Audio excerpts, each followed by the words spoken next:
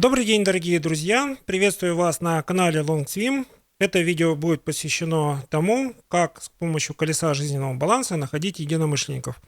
Если вы смотрите это видео первый раз, пожалуйста, подписывайтесь на наш канал, ставьте лайки, колокольчики, пересылайте это видео друзьям и знакомым. На нашем канале собрано очень много полезной информации, которая пригодится вам в повседневной жизни. Итак, тема «Как найти единомышленников» очень часто обсуждается в социальных сетях, в интернете. Вы найдете очень много материалов, как это делать. В нашем колесе жизненного баланса, изучив себя, продиагностировав себя, продиагностировав своего любимого человека, проанализировав своего любимого человека, вы открываете себя очень много структурированной информации, что человеку нравится, чем он живет. Вы, после того, как изучили своего любимого человека, если сделаете диагностику сами для себя, вы в своей жизни откроете много нового, много интересного. Вы поймете, что вы очень интересный человек для окружающих, и зная точки соприкосновения, то есть у вас есть ваши хотелки, желания, ближайшие цели, мечты в каждой сфере. Итак, колесо жизненного баланса представляет 8 сфер. В каждой сфере у вас есть свои желания, те цели, которые вы хотите достичь и в ближайшем будущем. Есть цели, которые вам не хватает финансов, ресурсов, и в конце концов вам просто не хватает единомышленников. Вот для того, чтобы находить единомышленников, вам всего лишь для себя нужно разобраться, чего вы хотите, сколько единомышленников вам необходимо, как вы хотите взаимодействовать с единомышленниками, и когда вы ответите на этот вопрос, вы с удивлением обнаружите, что единомышленники находятся в тех сферах, которые для вас раньше не представлялись как бы возможным. И давайте посмотрим на колесо жизненного баланса, и я вам расскажу подробно, как в каждой сфере находить единомышленников.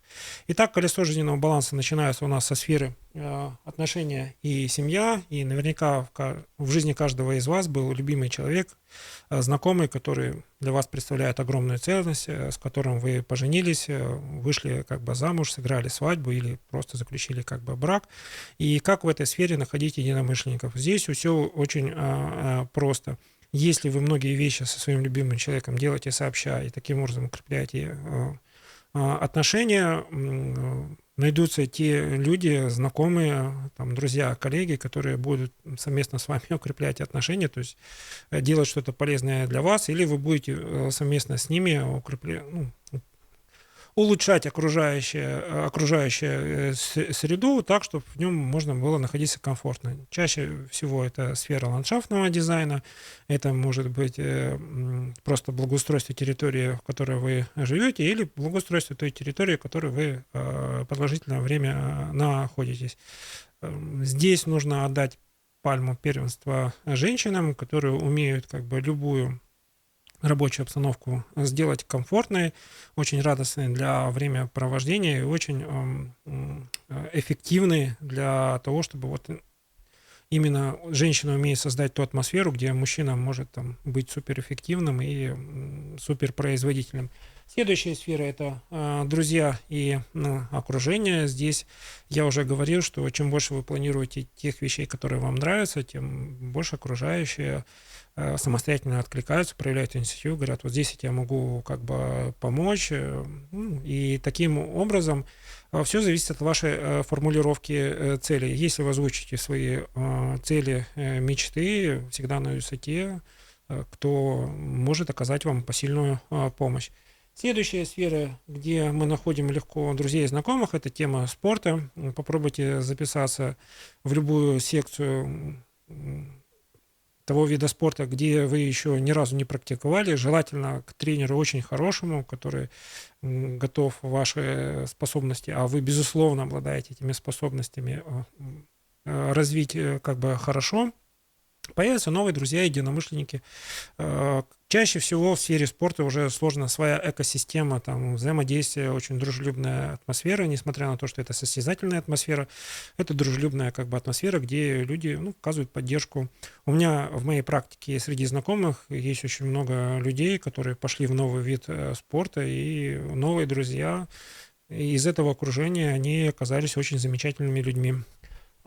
Следующая сфера, где мы находим друзей и знакомых, это сфера личностного роста, это сфера обучения. Как правило, любое обучение, если оно не дистанционное или даже, кстати, в дистанционном обучении тоже можно найти единомышленников, потому что вам известны контакты, вы можете инициировать любое общение, а если вы проходите обучение офлайн, то есть в живой физической среде, вы обнаружите, что со многими людьми очень легко общаться, у вас, оказывается, есть общие знакомые или есть общие интересы, и это общение можно уже продвигать до уровня каких-то совместных действий. Сфера денег, как ни странно, она тоже имеет очень много как бы общего, потому что сфера денег – это всегда взаимодействие заказчика и подрядчика. Мне бы очень хотелось, чтобы вы из подрядчика превратились уже как бы в заказчика, вы достигли своей мечты, у вас получился неиссякаемый источник вашего финансового дохода, и вы когда-то, начав с постоянной работы, с постоянного источника дохода, будете иметь несколько источников дохода.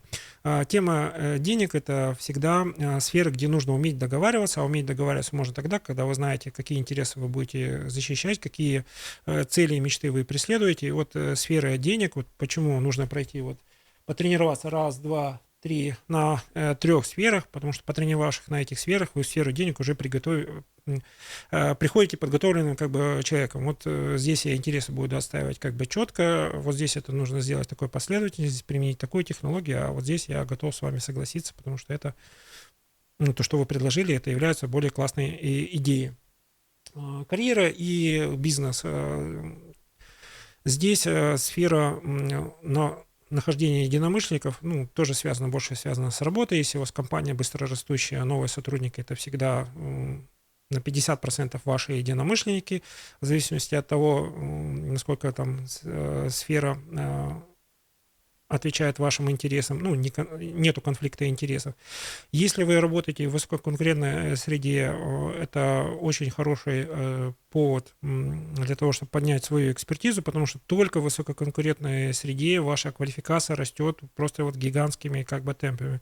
Почему? Потому что есть желание как бы выиграть конкурентов, есть желание очень классно конкурировать с теми людьми, которые есть в этой сфере, и вы всегда находитесь как бы в тонусе. А если вы находитесь в тонусе, рядом с вами находятся те единомышленники, которые по уровню квалификации находятся на вашем уровне, а взаимодействие между двумя квалифицированными людьми – это всегда вопрос только времени и желания.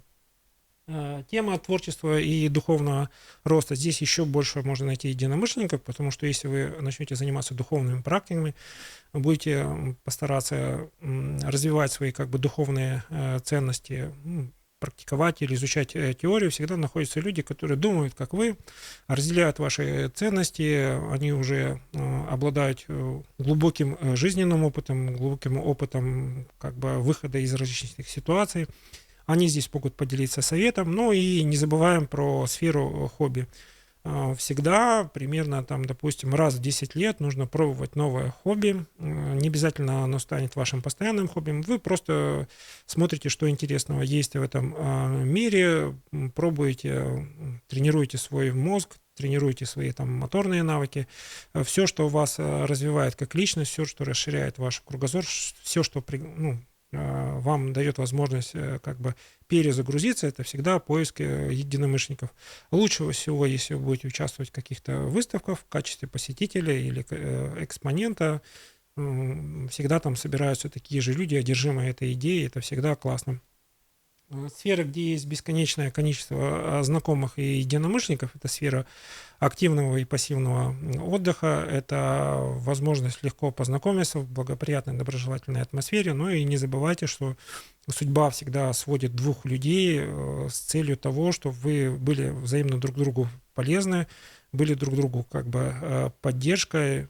Все в жизни происходит не просто так.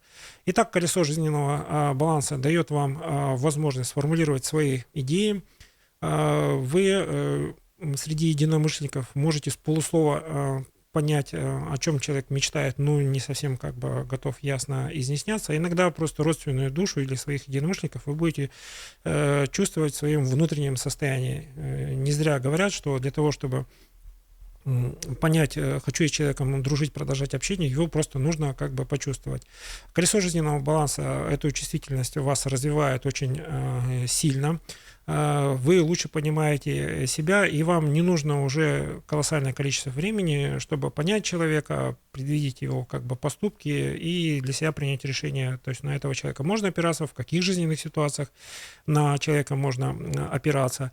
Если вы уже руководитель или у вас уже большой жизненный опыт, вы можете понимать, как мотивировать этого человека сделать то, что выходит за зону его комфорта. То есть я всем желаю, чтобы вы достигли состояния 8-10, состояния переисполненности энергии и наполненности жизненным опытом, когда вы уже можете мотивировать как других людей совершать действия в сторону своей мечты, и чтобы мечты этих людей становились реальностью. То есть я вас плавно подвожу к тому, что поиск единомышленников с помощью колеса жизненного баланса приведет вас к теме наставничества. То есть наставничество – это уже более посильное действие, когда вы уже передаете свой жизненный опыт, и ваши взаимоотношения с единомышленниками переходят от слов к совместным действиям, когда люди готовы следовать вашим советам осознанно, доверяя вашему жизненному опыту или обсуждая достижение цели, искать какие-то дополнительные пути или там улучшить инструментарий, или улучшить теорию, или на практике что-то попрактиковать то, что приносит тот результат, который как бы планировали. То есть наставничество – это очень непростая сфера, но если вы будете понимать, что поиск единомышленников приходит к вам в виде пути наставника, а наставничество проявляется в сфере личностный рост, это состояние 8-10, когда вы свой жизненный опыт, профессиональный опыт можете структурировать, да, всегда этот опыт на рынке сейчас востребован, потому что не хватает наставников, реальных людей, которые могут как бы проявить свою экспертизу на платной или там безоплатной основе. Итак, тему «Как найти единомышленников» я раскрыл. Если у кого есть вопросы, пожалуйста, пишите в комментариях. Если у кого есть своя история успеха, пожалуйста, тоже пишите в комментариях. В дальнейшем по теме применения различных инструментариев для поиска единомышленников мы выпустим полноценное видео более часа. Для тех, кто любит короткое видео, будем делать короткие видео, где по пунктам будем говорить, вот это вот работает, это очень хорошо работает, а это для начальных слушателей очень хорошо работает, а для продвинутых пользователей будем выпускать длинное видео, где мы попытаемся передать вот все секреты мастерства и эффективности. Они будут вам полезны и для поиска единомышленников, и для реализации ваших целей. Всем, кто смотрел это видео, желаю хорошего дня. Подписывайтесь на наш канал. Желаю всем счастья. У вас обязательно все получится.